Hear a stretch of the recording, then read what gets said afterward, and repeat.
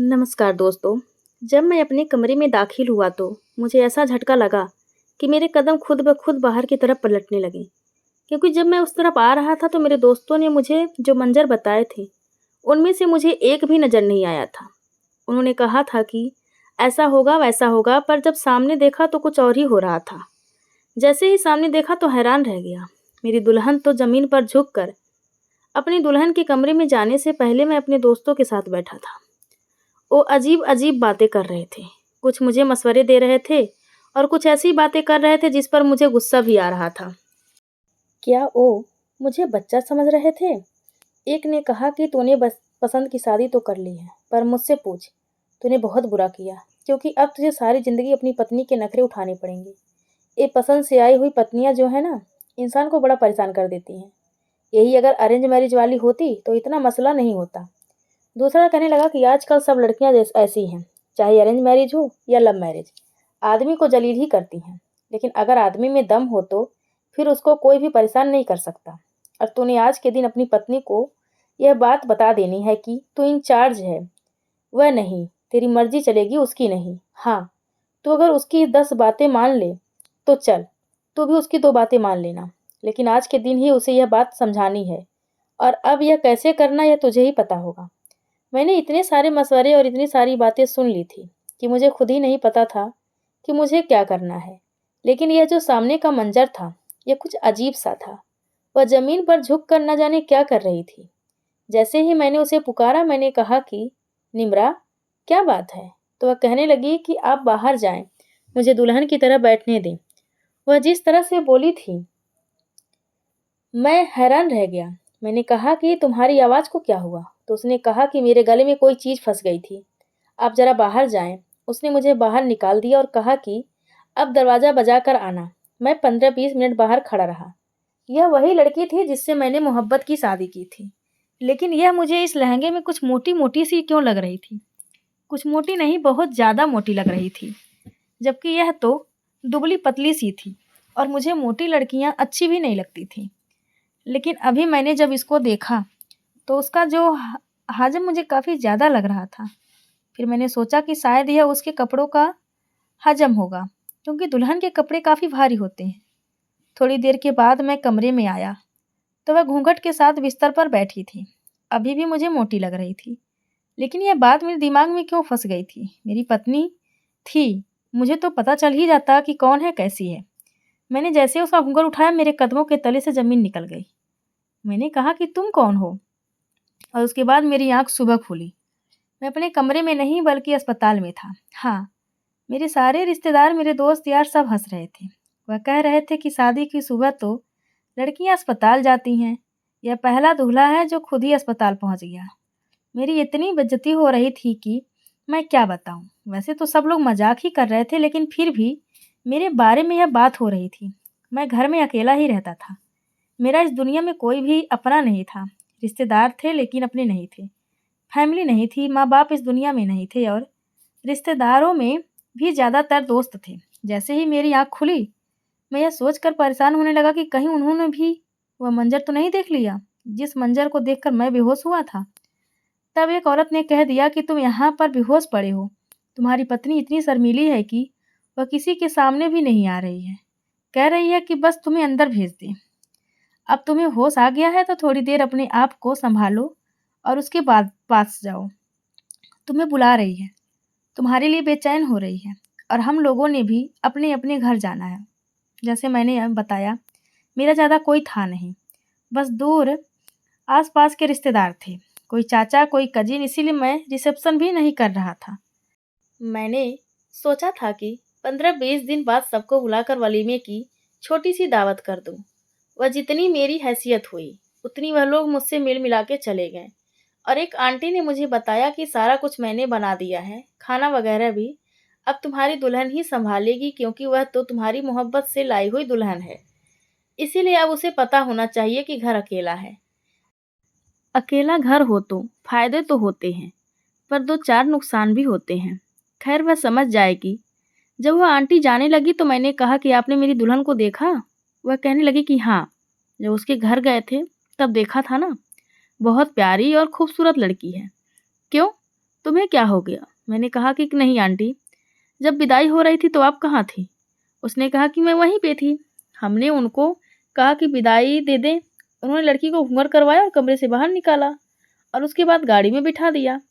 और तुम्हें तो पता है सब कुछ ज़्यादा धूमधाम से नहीं हुआ, सादगी से ही हुआ है। इसीलिए रुखसती के वक्त कोई रस्म भी नहीं हुई, बस सीधे आकर गाड़ी में बिठा दिया था। मैंने कहा कि हाँ, ये तो मुझे याद है। लेकिन उन्होंने मेरी तरफ देखा और कहा कि बेटा, परेशान लग रहे हो, कोई बात है तो मुझे बताओ। तुम्हारी माँ मेरी बहुत अच्छी दोस्त थी, अगर कोई परेशानी हुई तो मुझे फ़ोन करना। वह ज़्यादा दूर भी नहीं रहती थी।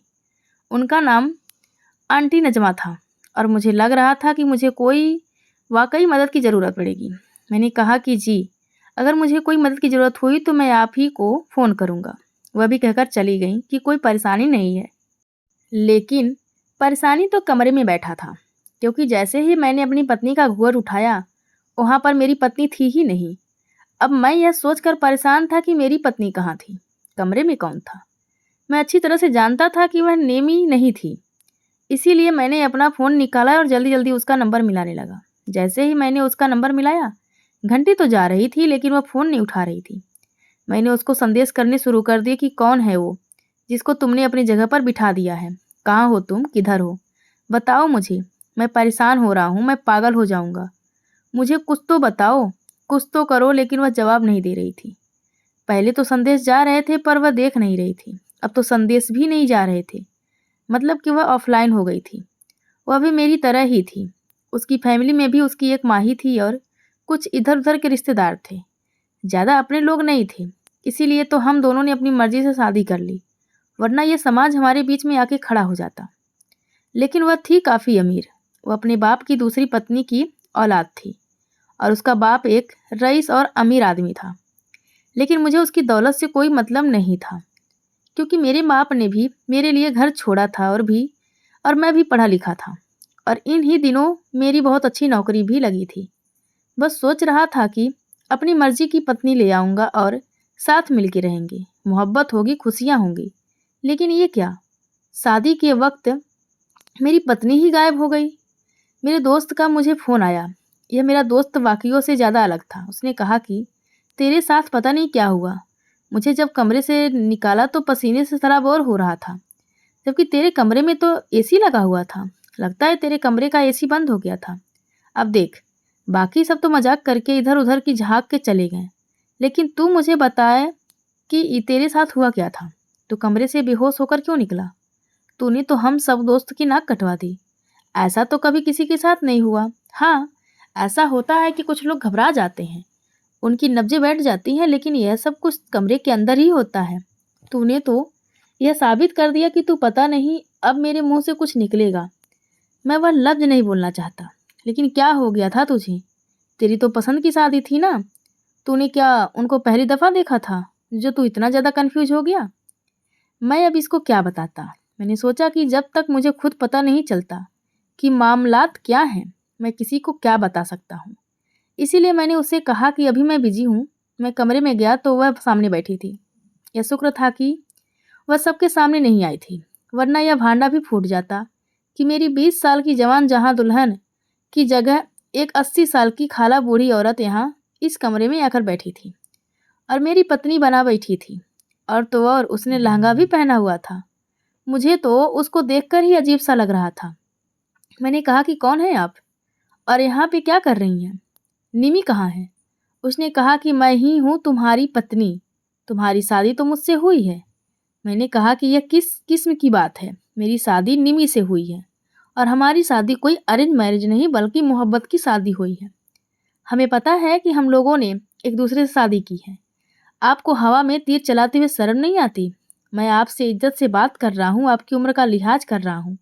मुझे बता दें कि निमी कहाँ है, क्योंकि अब उसका फ़ोन भी बंद हो गया, आउट ऑफ रीच जा रहा है।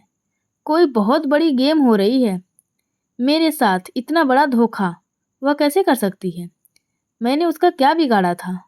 हम लोगों ने तो 1 साल के बाद शादी करने का फैसला किया था। 1 साल तक हम लोग अपनी शादी की और आने वाली ज़िंदगी के प्लान बनाते रहे और अब बीच में यह कहाँ से आ गई? उसने कहा कि देखो, मेरा नाम मालती है, मैंने कहा, मुझे आपके नाम पते से कोई लेना देना नहीं है। मुझे यह बताएं कि मेरी पत्नी निमी कहाँ है, जिसके साथ मेरा शादी हुआ है। उसने गहरी सांस ली और कहा, तुम्हारा शादी भी मेरे साथ हुआ है और मैं ही तुम्हारी पत्नी हूँ। अब तुम जानो और तुम्हारी जिंदगी जाने। बार बार मुझसे एक ही सवाल करोगे तो इसका जवाब बदल नहीं जाएगा। इतना कहकर वह कमरे को साफ करने लगी और मैं हैरान रह गया। अब मैं क्या करता?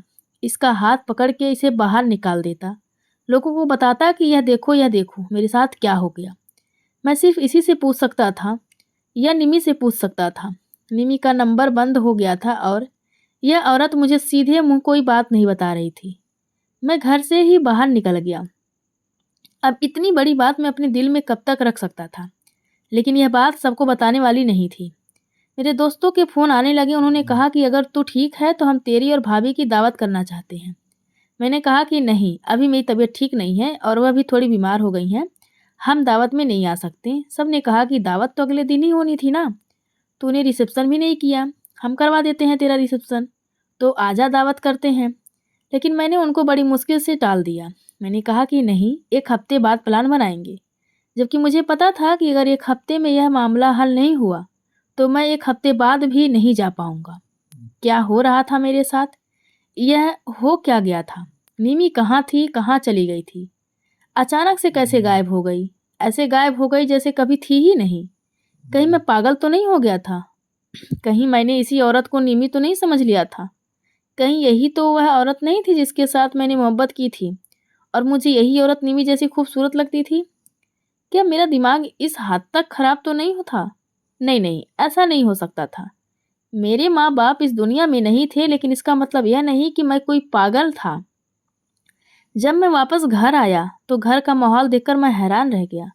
क्या यह मेरा घर था? घर को इतनी अच्छी तरह से सजाया गया था, चमकाया गया था, साफ किया गया था कि मैं हैरान रह गया था, क्योंकि मैं यहाँ पर अकेला रहता था। मुझे तो ऐसे लग रहा था कि जैसे मैं घर में नहीं बल्कि जन्नत में आ गया हूँ। इतनी अच्छी खुशबू आ रही थी और एक खुशबू नहीं आ रही थी। एक तो घर की सफाई सुथराई की खुशबू थी और दूसरी खाने की खुशबू थी। जब से मैं बेहोश हुआ था उसके बाद से मैंने कुछ भी नहीं खाया था।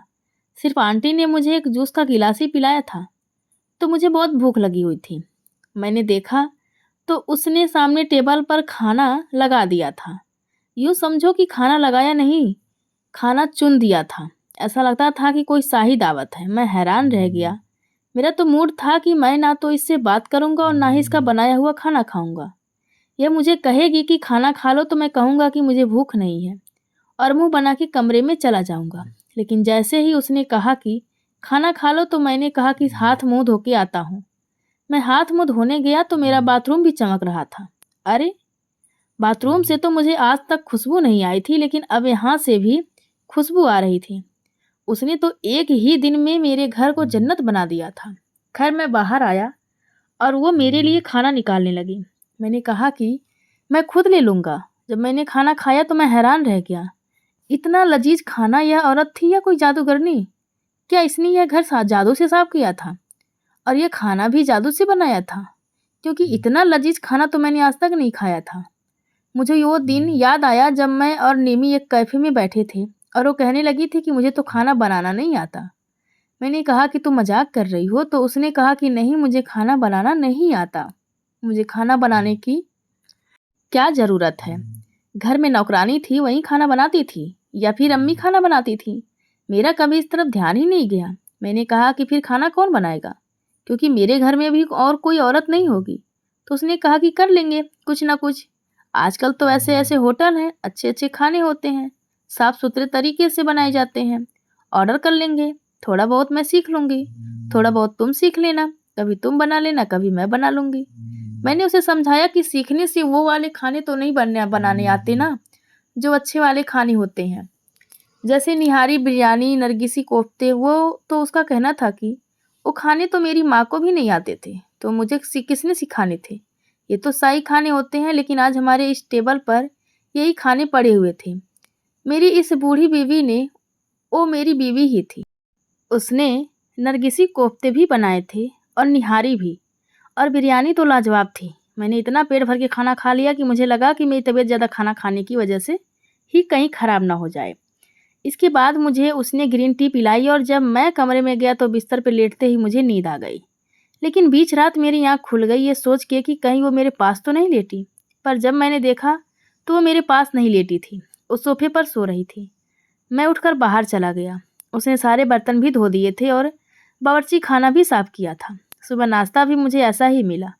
मेरे सारे कपड़े भी धुले पड़े थे और इस्त्री भी हुए पड़े थे। 1 हफ्ते के अंदर उसने मेरी इतनी खिदमत की थी, ना अच्छे-अच्छे खाने बनाए, इतने अच्छे-अच्छे नाश्ते बनाए कि मैं हैरान रह गया। और मैं दिल में ये सोचने लगा कि कहीं से निमी वापस आ जाए और इस औरत को हम लोग घर से सँभालने के लिए रख लें। अगर ये कहेगी कि मुझे 50,000 तनख्वाह चाहिए तो मैं उसे 50,000 तनख्वाह भी दे दूँगा। लेकिन मेरी निम्मी कहाँ है? मैं बार-बार उसका नंबर मिला रहा था, बार-बार उससे राब्ता करने की कोशिश कर रहा था। मेरे पास जो भी रास्ते थे मैंने सारे इस्तेमाल कर लिए थे। यहाँ तक कि मैंने ईमेल भी किया, नंबर पे भी बात करने की कोशिश की, लेकिन ना जाने वो कहाँ गायब हो गई थी। मैंने दोबारा से इस औरत से पूछने की कोशिश की कि ये सब क्या है, मुझे बता दो। उसने कहा कि आप जितनी दफ़ा भी पूछेगी, मेरा जवाब नहीं बदलेगा, इसीलिए बार-बार मुझे इम्तिहान में ना डालो। एक बात थी कि वो बीवियों की तरह घर भी साफ कर रही थी, खाने भी बना रही थी, मेरे कपड़े भी सेट कर रही थी, लेकिन इससे ज़्यादा कुछ नहीं चाह रही थी। वो अपना हक भी नहीं मांग रही थी मुझसे, ना ही मेरे पास आ रही थी, ना मुझसे कोई ऐसी-वैसी बात कर रही थी। 1 हफ्ता कैसे गुजर गया पता ही नहीं चला। मेरे दोस्तों ने फिर से दावत का शोर डाल दिया। मैंने कहा कि नहीं आ सकता, तो वो ही अचानक से मेरे घर आ गए। उन्होंने ढाबा बोल दिया। अब वो सारे बैठक में बैठे थे और कह रहे थे कि भाभी से कहो कि कोई अच्छी सी चीज़ बना दें। हम तो 7 आसमान भी लेकर आए हैं। मैंने दिल में सोचा कि खाना तो बन जाएगा, लेकिन भाभी की शक्ल उनको कैसे दिखाऊंगा। खैर मैंने इस औरत से कहा कि 8 लोगों के लिए खाना बनाना है। सामान वो लोग लेके आए हैं। उसने कहा कि 1 घंटे में बन जाएगा। मैं हैरान रह गया। मैंने कहा कि 1 घंटे में 8 लोगों का खाना बन जाएगा? कैसे? तो कहने लगी कि हाँ, बन जाएगा। मैंने कहा कि आप बिरयानी बना लो, बाकी सामान मैं बाहर से लाता हूँ। तो उसने कहा कि नहीं, मैं बिरयानी भी बना लूँगी, खीर भी बना लूँगी और मीठे में कुछ और आपको खाना हो तो भी बना लूँगी, क्योंकि मुझे पता चल गया था कि मुझे मीठा बहुत पसंद है। उसने कहा मैं सालन भी बना लूँगी और मैं तो हैरान रह गया। उसने जाकर डाइनिंग टेबल सजा दिया और मैंने उससे कहा कि आप सामने नहीं आना। उसने हाँ में सर हिलाया। एक बात अच्छी थी कि वो सीधी बात का सीधा जवाब देती थी। ना तो कोई सवाल करती थी और ना ही कोई बात। जो मैं उससे कहता था वो कर देती थी। मेरे दोस्तों ने कहा कि भाभी कहाँ हैं? तो मैंने कहा कि यार अचानक से उनकी तबीयत खराब हो गई है। खाना बना के बेचारी को चक्कर आ गया, अपने कमरे में सो रही हैं। तुम लोग खाना खाओ ना। इन लोगों को मेरी ये बात अच्छी नहीं लगी। उन्होंने कहा कि ये क्या बात हुई? हम तो भाभी से मिलने आए थे। लेकिन जब उन्होंने खाना खाया तो वो खाने की तरफ ही लग जाएं। ऐसे उन्होंने खाना खाया कि हैरान रह गए। कहते हैं ये कैसी बीवी मिली है तुझे यार? लानत भेजो बाजार के सारे होटलों पे। इतना अच्छा खाना कैसे बना लेती है तेरी बीवी? तेरी तो लॉटरी लग गई। वो कहते हैं ना कि शादी हमेशा अच्छा खाना बनाने वाली से करनी चाहिए, क्योंकि शादी के बाद प्यार तो ख़त्म हो सकता है लेकिन भूख ख़त्म नहीं हो सकता। तो तू पार हो गया मेरे यार। जो भी मेरे घर आता था आजकल मेरे कपड़ों को देखता था, मेरे ऑफिस में ले जाए हुए खाने को चख के लेता था। वो हैरान रह जाता था और कहता था कि तुझे तो दुनिया पे ही जन्नत मिल गई है। मैंने कहीं पे ये लिखा हुआ पढ़ा कि मर्द को इस बात से फ़र्क नहीं पड़ता कि उसके घर को घर बनाने वाली और उसे सुकून देने वाली कैसी दिखती है। उसे सिर्फ सुकून से फ़र्क पड़ता है और सुकून तो मुझे मिल रहा था। 7 महीने होने वाले थे। 2 हफ्तों से मैंने नेमी के बारे में सोचा भी नहीं था। जब एक दिन वो अचानक वापस आ गई, मैं घर आया तो वो घर में बैठी थी। रो रही थी, कह रही थी कि मेरे साथ बहुत बुरा हुआ। मैं उसे कैसी हालत में थी वो मैं बता नहीं सकता, लेकिन उसको देखकर ऐसा नहीं लग रहा था। मैं भी उसको देखकर हैरान हुआ। उसने कहा कि अब मैं वापस आ गई हूँ, मजबूरी थी। मुझे कुछ लोगों ने अगवा कर लिया था और मुझे अपनी जगह उस औरत को बिठाना पड़ा ताकि इज्जत खराब ना हो। और उसको भी मैंने ही कहा था कि किसी को कुछ ना बताना। लेकिन अब मैं वापस आ गई हूँ। मुझे पता नहीं क्यों ऐसा लग रहा था कि वो झूठ बोल रही है। उसकी कोई भी बात, उसका कोई भी बयान, उसकी किसी भी बात का जवाब वो साबित नहीं कर पा रही थी। कौन ऐसा अगवा करता है जो 7 महीने तक उसे अगवा करके रखते और उसके बाद अचानक से छोड़ देते हैं? मैंने कहा कि तुम इतने दिनों से कहाँ में थी? उसने मुझे कुछ नहीं कहा। तो मैंने कहा कि तुम ठीक हो? उसने कहा कि मैं बिल्कुल ठीक हूँ। जैसी गई थी वैसी ही वापस आई हूँ। किस किस्म की बातें कर रही थी।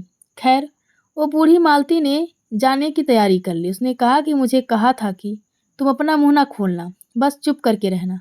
वो वहाँ से जा रही थी और मुझे अजीब सा लग रहा था। जाते जाते उसने मुझे एक बात बताई। उसने कहा कि पता नहीं मैं यह बात आपको क्यों बता रही हूँ, लेकिन आप अच्छे आदमी हैं, इसीलिए मैं आपको यह सब कुछ बता रही हूँ। उसका पहले किसी और के साथ चक्कर था और उसने कहा कि अगर तुमने शादी की तो तुम्हें मार दूंगा और तुम्हारे होने वाले शौहर को भी। इसीलिए उसने कहा था कि तुम 7 महीने मेरे साथ बाहर के मुल्क में गुजारो। जब मेरा दिल भर जाएगा तो मैं तुम्हें वापस भेज दूंगा। यह उसी के साथ बाहर के मुल्क चली गई थी और मुझे यहाँ बिठा के गई थी। अब उसका दिल भर गया तो उसने वापस भेज दिया। झूठ बोल रही है, यह अगवा नहीं हुई है। तो मैं हैरान ही रह गया। इसका मतलब कि निमी ने मेरे साथ बहुत बड़ा जुल्म किया था। शादी तो मेरी निमी के साथ ही हुई थी और वह उस लड़के के साथ 7 महीने हनीमून बना के वापस आ रही थी और अब कह रही थी कि मैं वापस आ गई हूँ। उसने अगले दिन से ही घर को इस तरह से हैंडल करना शुरू कर दिया जैसे यह उसका घर है। लेकिन उसने घर का वह हाल किया कि मैं हैरान रह गया। सारा घर गंदा पड़ा था, खाना उसे बनाना नहीं आता था। 2-3 दिन ही मैं उसे बर्दाश्त कर पाया। उसके बाद मैंने उसे कह दिया कि मुझे सब पता चल गया है। वह कहने लगी कि झूठ है, वह बुढ़िया तुम्हारे दिमाग के साथ खेल रही है। मैंने कहा कि फिर तुम ही बताओ कि 7 महीने तक कौन किसको अगवा कर रहा था और फिर तुम कहती हो कि मैं बिल्कुल ठीक हूँ। फिर उन्होंने तुम्हें अगवा ही क्यों किया था जब उनको तुमसे कुछ चाहिए ही नहीं था? पहले तो वह इनकार करती रही लेकिन फिर मान गई और उसने कहा कि तुम्हें आजकल कोई भी लड़की ऐसी नहीं मिलेगी जिसका कोई पास्ट ना हो। मेरा भी पास्ट था, लेकिन मैं उस पास्ट को निपटा के आई हूँ और ऐसे नहीं आई हूँ। मेरे पास बहुत सारे पैसे हैं। उसने मेरे अकाउंट में बहुत सारे पैसे डाले हैं। यूँ समझो कि हम फिर से पूरी दुनिया की सैर करने जा सकते हैं और अब मैं तुम्हारी हूँ। मैंने कहा कि हाँ, मुझे शायद कोई ऐसी लड़की ना मिले जिसका कोई माजी ना हो, लेकिन मेरा कोई माजी नहीं है। मर्द होकर मेरा पत्ता साफ है, तो फिर मैं तुम्हें कैसे कबूल कर सकता हूँ? उसने कहा, फिर तुम क्या करोगी? उस मालती से शादी करोगे? मैं खामोश हो गया। जैसे औरत की खामोशी कभी कभी हाँ होती है, ऐसे ही मर्द की खामोशी भी हाँ हो सकती है। मैंने निमी से जान छुड़वा ली और उससे अपने रास्ते अलग कर लिए। लेकिन अभी मुझे यह नहीं पता था कि मैं मालती से शादी करूं या नहीं, क्योंकि वह घर को संभालने में बहुत अच्छी है। लेकिन एक औरत को हम सिर्फ घर संभालने के लिए तो नहीं लाते। अब मुझे आप लोगों की मशवरा की ज़रूरत है। आप लोग मुझे बताइए कि मैं क्या करूं। मुझे यह भी पता चला है कि वह औरत बड़ी मजबूर है। उसने यह सब कुछ पैसों के लिए किया था, क्योंकि उसका इस दुनिया में कोई भी नहीं है और यहाँ से वह किसी के घर नहीं बल्कि महिला आश्रम गई है, क्योंकि पहले भी वहीं रहती थी। निमी उसे वहीं से पकड़ के लाई थी। अब तो वह भी उसकी मदद नहीं करेगी, क्योंकि उसने अपना मुंह खोल दिया। अब मुझे आप लोगों की मशवरा की सख्त ज़रूरत है। मुझे बताइए कि मैं इस औरत से शादी कर लूँ या फिर उसकी मदद करने के लिए कोई और कदम उठाऊँ। अपना मशवरा मुझे जल्द से जल्द लिख कर भेजें दीजिएगा। बताइए, ताकि मैं फ़ैसला कर सकूँ। दोस्तों, वीडियो कैसा लगा कमेंट करके ज़रूर बताएं। वीडियो को लाइक और चैनल को सब्सक्राइब ज़रूर करें। धन्यवाद आप सबका।